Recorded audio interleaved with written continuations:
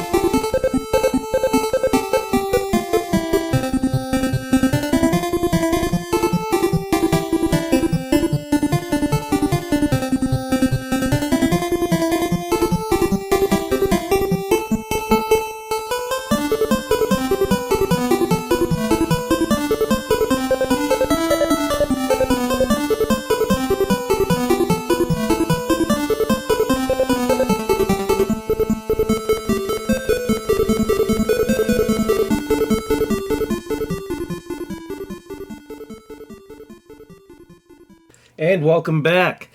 So this is one of those interesting games that I managed to kind of get for free. Had a buddy who absolutely hated it. He didn't have a zapper. You could play this game with either a gamepad or a zapper, but he didn't have one. And whenever we did a game swap, he just threw in this one as a freebie. Didn't want it. Alright, cool. So, at first I tried playing it with a controller as a kid and didn't get real far because this game is an Operation Wolf clone, which is kind of interesting because this is an SNK game, but it is heavily inspired by Operation Wolf, which isn't a bad thing, because Operation Wolf is a great zapper game. And honestly, this game, in my opinion, holds up pretty well, minus some questionable elements in the story, which I'll get into here in a bit. But I started playing with the zapper, and I am so much better at this game with the zapper than I am with the controller. I feel like with the controller, by the time I move the cursor over to the enemy whenever they pop up, I'm already taking damage. Whereas with the zapper, I can just, flick my wrist and pull off a shot. The game does have a unique mechanic to where on top of the zapper you do have grenades, which you have to have the second controller plugged in order to use those grenades, which can be kind of tricky, but you can kind of make it work. At least I made it work. Obviously, if you're playing with the controller and not the zapper, the grenades are easier to use, but for me, the game is significantly easier with the zapper and just the controller off to the side to hammer down on the button if you need to throw that grenade. So, as you're playing, the first stage is really cool because you're actually going to an island that terrorists are on. At least the game tells you it's terrorists. But you have to take out this attack boat, which looks like a huge Navy cruiser, but you have to take it out in the very first stage, along with a chopper that comes after you, which is a cool touch. And you've also got these guys in, like, the Navy SEAL suits that are popping up out of the water and taking pot shots at you. Graphically, I think the game's really good. But it's honestly, that first stage kind of really pulls you in, at least in my opinion. Then you get to the second stage where you're fighting along this beachhead into the forest. And this is where something catches your eye. Stop listening here if you don't want spoilers in this game that no one's talked about. But you shoot an enemy, and he turns into, like, the Terminator. Like a T-800 endoskeleton. You're like, what the heck? Come to find out that some of the terrorists are robots. No clue why. It's never really explained well in the game, but you will be taking on a bunch of cyborg-style robots in this game. Which, hey, it's fine by me. It makes the game fun, for sure, and it gives a little bit more variety on the enemy thing. Speaking of variety, the game also has a little bit of a branching path selection, not a whole lot. I believe like there's 2 stages that'll give you an option of choosing which area to go next, but again, it does increase the replay value of this game quite a bit. Now, that much being said, the game does have a few issues I want to talk about. The first issue is the same issue that Operation Wolf has, which there are a lot of ammo drops in the game, and you have to shoot the ammunition to add it to your stockpile. Same thing with grenades. I've never understood why shooting something explosive doesn't result in a large boom, but instead adds it to your inventory. Boomerang bullets? I have no clue. We'll call them boomerang bullets. Special boomerang bullets that bring the item to you. Operation Wolf did the same thing, but it is very important that you grab all of these items that come down, because you can easily run out of ammo. And if you're out of ammo, well, you're not doing too much, are you? You're just going to end up taking pot shot after pot shot until finally you're dead. The death animation in this game is kind of funny, though, because it's got your guy, like, turning his head to the camera a little bit with the word no. Like, it looks like it's spray painted across the screen. It's, like, pretty funny, in my opinion. It's such a cheesy death screen, but makes me laugh at the same time. My other issue with this game is the music. There's not many music tracks in this game. I selected what I could for this podcast, but honestly, the music repeats quite a bit, and it can get kind of grating after a while. Now, being an arcade game port, the game is kind of short. If you know what you're doing, you can usually hammer it out in about half an hour. But whenever tracks start to grate on your nerves in half an hour, that kind of tells you that maybe the music isn't the greatest. It's bearable. It's not horrible by any means, but we're not talking like Back to the Future music. But it does tend to kind of just drone a little bit as the game goes on. And the game also has some cool bosses. There's like a dude on a jetpack that you gotta take out that's firing like these rockets at you, and he's kind of cool. There's this big mech, of course in a game called Mechanized Attack, you have to have a mech at some point that comes after you. The final boss is kind of interesting as well, and it kind of is one of those unexplained things, just like those Terminator skeletons in the game. The final boss is a giant brain in a jar. Yeah, like, straight out of Metroid with Mother Brain, it's like straight out of that. You are taking on a giant brain in a jar for the final boss. And, yeah, it's weird. Because this entire game is based around you trying to take down these terrorists, but yet you've got Terminators and now Mother Brain trying to take you out. But eventually, you know, if you're persistent, you can win, you can overcome everything. But the ending of the game has you in the helicopter going out with this huge explosion on the island and some scrolling text in the top saying, hey, you know, good job, you beat the terrorists. Wait, what? Like, the only thing they bring up is you beating the terrorists. It's like, are we not going to address the Terminators and the giant Mother Brain at the end of this game? Are we just going to say, yeah, it's straight terrorists, whenever there's, like, Very, very advanced technology going on here. Never understood why they took that direction at all. Yet they did. Here we are, so now we're talking about it. But this is actually one of only 2 games I had in my Zapper collection for the longest time. I had the Mario Brothers Duck Hunt cart and this game. And that was it for my Zapper games, so I could either play Duck Hunt if I want something a little longer, a little deeper. I could play Mechanized Attack. I had rented Operation Wolf a few times, so I saw the similarities, but because I already owned Mechanized Attack, I wasn't really interested in getting a copy of Operation Wolf unless I could get it for dirt cheap, because I had its clone already. Why get another copy of it? But I did have fun with it. Now, later on, as I started collecting, I actually still had my original copy for the longest time, so I didn't have to rehunt this game down. But after a while, I kind of forgot about it and never replayed it until, honestly, I've kind of thought of it for this show. So we're probably talking on easily over 20, 25 years since I've played or talked about this game. So I thought in preparation to me talking about it, I go on YouTube and look up some other stuff. And there is hardly anything on YouTube. There's like maybe 2 or 3 reviews, 2 or 3 Let's Plays or long plays with no commentary or anything, just the game. And that's it. So, not a whole lot out there on Mechanized Attack, which is why I felt the need to definitely bring it on the show. I was talking about it beforehand, but after I saw that, I'm like, nah, we gotta talk about Mechanized Attack.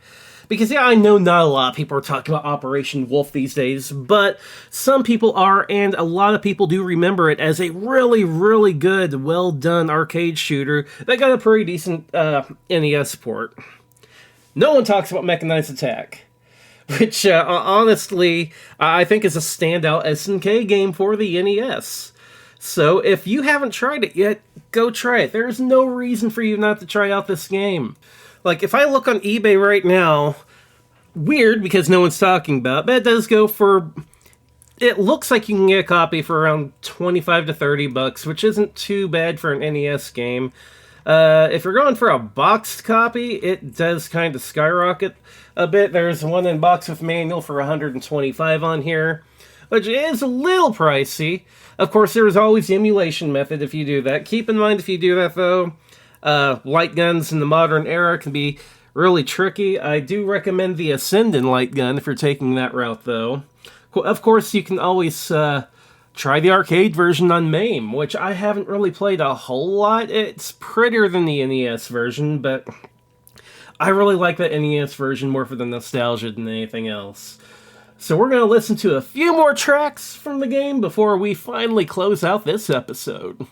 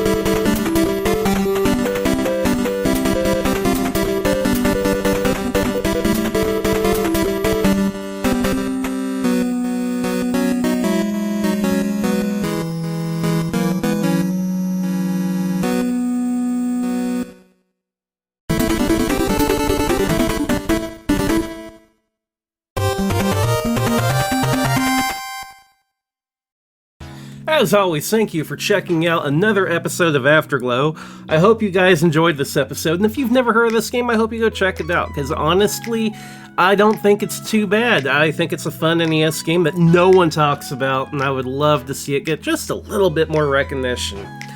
So, if you're listening and you're interested in hearing more Afterglow, be sure to check out the show notes where we've got the link tree underneath. The link tree has access to more places you can listen. It's got access to the Discord, the Patreon, the merch store.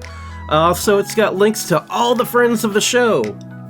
Speaking of friends of the show, special shout out, as always, to Grim from the Lost and Gone podcast, who came up with the intro and outro music for the show.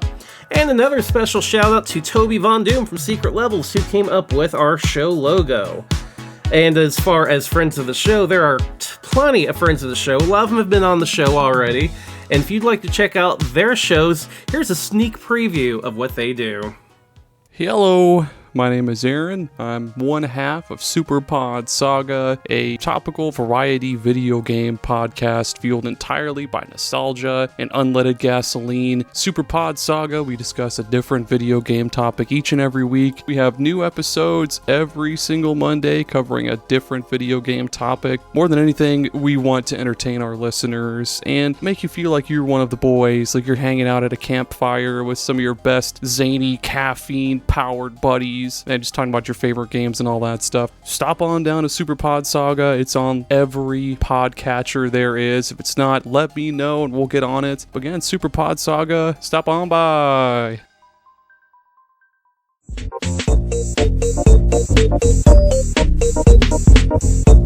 Hey there, Afterglow gang. Keith Gasper here, the host of what I'm told is the #1 retro gaming podcast available on the internet, the Main Quest Podcast. The Main Quest is an ongoing project wherein I'm replaying the entire library of games that I grew up with, sharing my memories associated with those games, and deciding if that bit of media still holds up today. Every episode I am often, but not always, joined by a friend as we discuss the gameplay, presentation, and most importantly, where that game came from, who took part in its inception, and what kind of legacy it left behind, if any. Because honestly, not every game can be Tetris. It's not enough to walk away from each episode having had fun, but hopefully, you also learned something about your favorite video game, or maybe even a game that you've never even heard of. So come on over, have a listen to the extensive backlog of Main Quest podcast, available of course on all major podcasting platforms, and look out for brand new episodes coming in 2025. And of course, hey, always remember, it's okay to like a video game.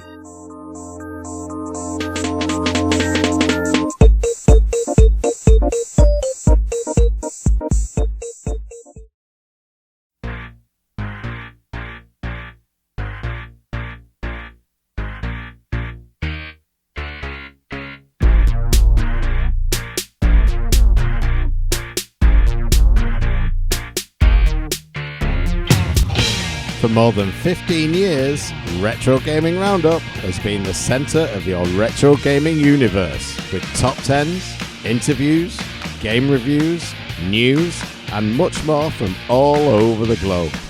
Be sure to tune in every month for a new dose of Retro Gaming Roundup. That's RetroGamingRoundup.com.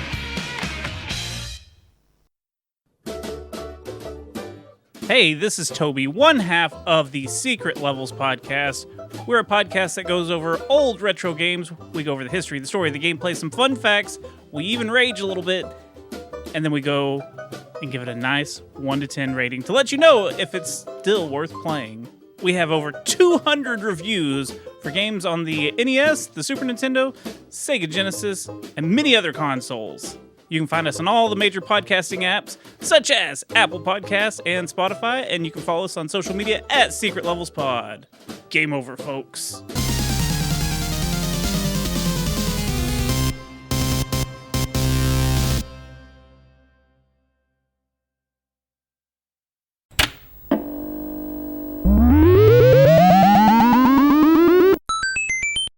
Hello and welcome to the Reviews Brothers. It's me, Martin, and you can join me on YouTube where I have hundreds of videos covering a huge range of video game topics.